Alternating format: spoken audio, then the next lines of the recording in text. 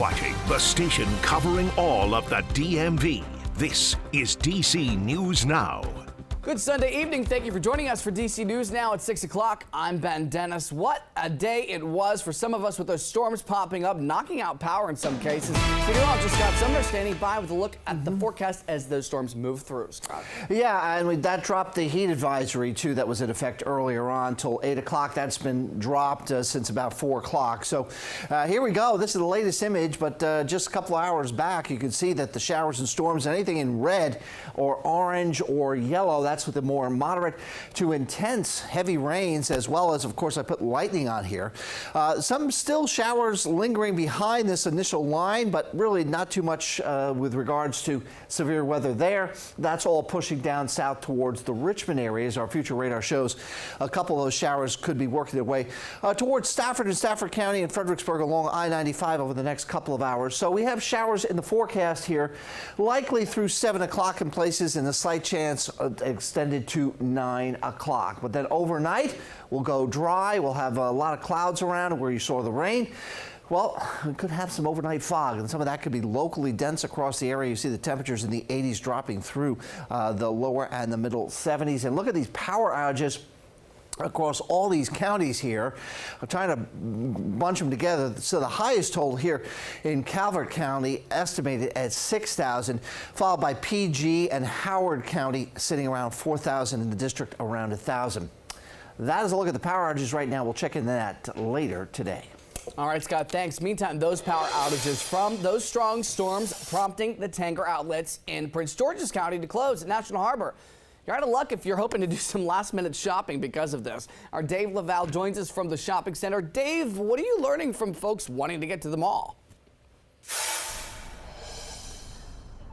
Well, what we can tell you is that good luck, because it's not going to happen. This mall closed about 5 hours early because of the storms that blew through here earlier this afternoon. Take a look for yourself. Security dealt with several mini traffic jams as drivers had to take detours once they learned the shopping center closed shortly before 2 o'clock. The loss of power forced everyone from the property. That created problems for those who waited for rides, including employees, as most walked across the street to get them. And that's very frustrating to me. I just think that they should have protected the people that work here a little bit better by allowing them to get out of here at least with a ride instead of having to walk to the top of the mall. The mall, as we said, normally closes at 7 p.m. on Sundays, but that obviously changed due to the weather. There is no word from Pepco when the power will be restored. We're live at Tanger Outlets in National Harbor, Maryland. Dave Laval, DC News Now. Plenty of employees getting off early. Okay, thanks, Dave. With those summer storms continually prompting plenty of blackouts, the Virginia Power Agency has some advice how to power through. For starters, report any outage to your utility company. Never touch a down power line. That's no good. And make sure generators are outside and away from those doors and windows so that they don't pump in toxic fumes. Stay away from flooded areas. There could be power lines hiding there. Finally, refrain from opening up the fridge to keep your food cold. If you're in doubt, it's safer to throw it out. Mom's advice, right? All right, turning now in news tonight, we have learned that 3 men were sent to the hospital after a shooting in DuPont Circle. DC police say it happened right before 3 o'clock this morning on Jefferson Place. It's there they found those 3 men suffering from gunshot wounds. Responders took all of them to the hospital. No word on their condition at this hour or any suspects. And across town in Southeast, police say that 1 man was killed, another hurt in the Congress Heights area. Police say they found the 2 men suffering from gunshot wounds around 11:15 last night. And that happened on Martin Luther King Jr. Avenue near the new Regional Medical Center.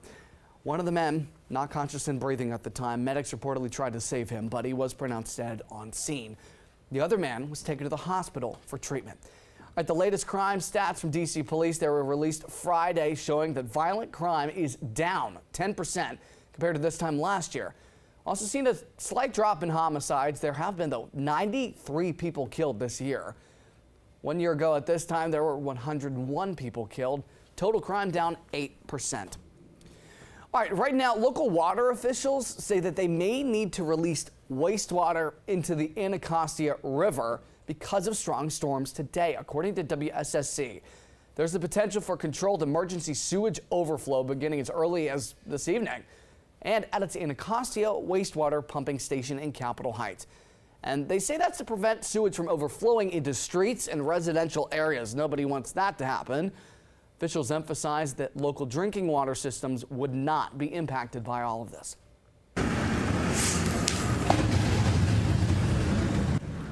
In case you missed it this week, a fiery explosion in Northern Virginia. Yes, all caught on camera. The blast started with one car, but Arlington firefighters say the flames quickly engulfed two others next to it. Now, officials say the car exploded when its fuel tank ruptured. The fire spread, you can see, to several cars in this parking lot at the intersection of 33rd Street South and Crystal Drive in Crystal City. Pretty big. Definitely you could hear it, and when you were standing on our balcony you could also feel the heat from the fire. Honestly, I mean, like you said, it's not something that you see every day, especially that close to your house, so I was a little bit conflicted, like, do we evacuate and get ourselves away? Like, are we going to be in a danger zone here? But yeah, I mean, we're really scared to make sure everyone was okay. And good news here, reportedly nobody was hurt from the fire. More good news for commuters on the move. Metro is reopening the Franconia, Springfield, and Van Dorn Street station on the Blue Line. They were closed for upgrades lately. However, here's the bad news. Headaches begin for Green Line riders. Starting next Saturday, August the 2nd, Naylor Road, Suitland, and Branch Avenue stations will close until the end of August for repairs. There will be shuttle buses there to get you around those closures. Parking lots will be free at those sites.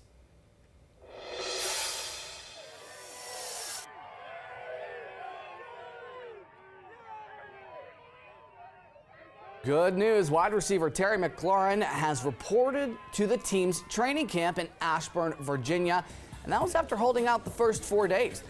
DC News Now's Tiger Munn was at training camp and there to get the latest on McLaren and the team's ongoing contract talks with the star receiver.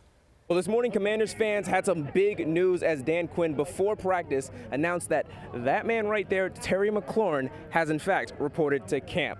Now, he is not practicing just yet. He has not been in pads yet or any kind of activities for the team. But as you can see, the fans are excited to see their number 17 back here in Ashburn. I was hoping so. I mean, I hope he'd be here, but I mean, I'm ecstatic that he's here. You know, it's really good to see him here.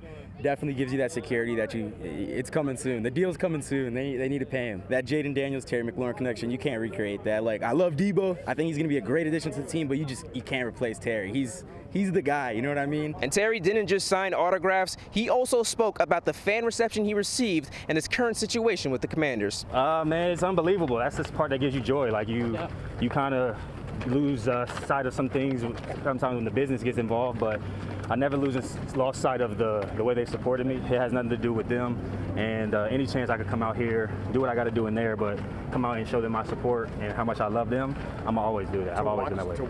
And as you can see, it was a busy day here in Ashburn for the Commanders, and I'll be back out here Monday at 8 a.m. once again for practice, and we'll have coverage for you all day.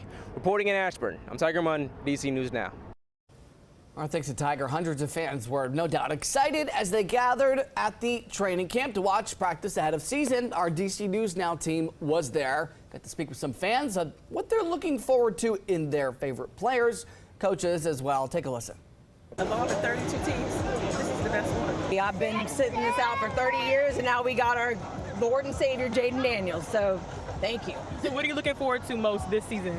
Winning. I really hope we make it to the playoffs because I think we really deserve it. Go Jaden Daniels! Ready for another postseason go, right? Coming up,